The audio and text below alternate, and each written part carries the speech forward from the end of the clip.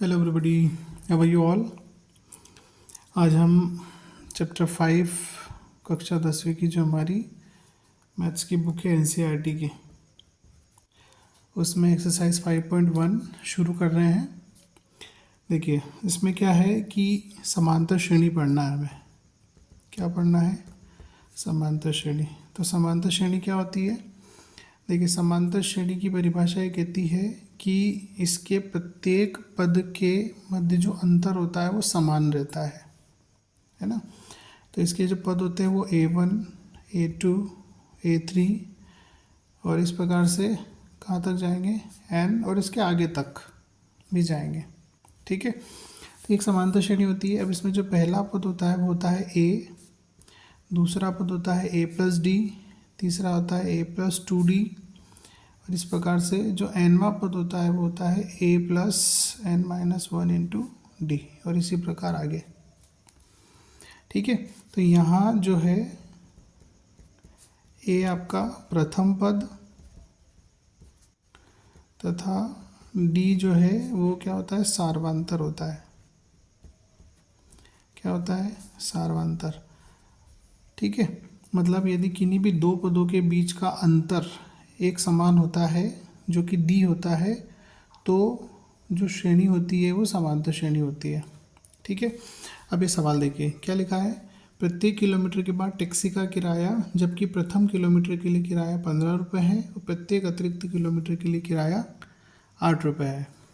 ठीक है, तो देखिए जो टैक्सी का किराया है पहले किलोमीटर के लिए तो हो गया 15 रुपये, उसके बाद प्रत्येक अतिरिक्त किलोमीटर के लिए 8 रुपये देना है। मतलब 15 तो है ही सही, और 8 और उसके अंदर क्या होंगे? जुड़ जाएंगे। फिर जो दूसरा किलोमीटर होगा उसके लिए तो 15 तो फिक्स है, 2 किलोमीटर के लिए 2 गुणा 8 हो जाएगा, 15 फिक्स है। ठीक है, तीसरे किलोमीटर के लिए इस प्रकार से आगे क्या होगा? ये बढ़ता जाएगा। तो आपकी जो समांतर श्रेणी जो श्रेणी बनेगी वो क्या बनेगी? 15, 15 और 8 कितने हो गए? 23। फिर ये हो गया 15 प्लस 16, 15 प्लस 24, और इस तरीके से आगे। तो ये हो गया 15 कॉमा आएगा, कॉमा 23, कॉमा 15 और 16 कितने हो गया? 31। फिर कितना हो गया? 39। इस प्रकार से आगे बढ़ता जाएगा। अब आप यहाँ देखिए कि इसमें प्रत्येक पद के मध्य जो अंतर है वो क्या है? समान है। 23 में से 15 घटाएंगे 8 आएगा, 31 में से 23 घटाएंगे तो भी 8 आएगा, 39 में से 31 घटाएंगे तो भी 8 आएगा। ठीक है, तो चूंकि यहाँ पर सार्वंतर समान है, चूंकि यहाँ सार्वंतर समान है, अतः दी गई स्थिति क्या करती है? एक समांतर श्रेणी जिसे एपी भी कहा जाता है को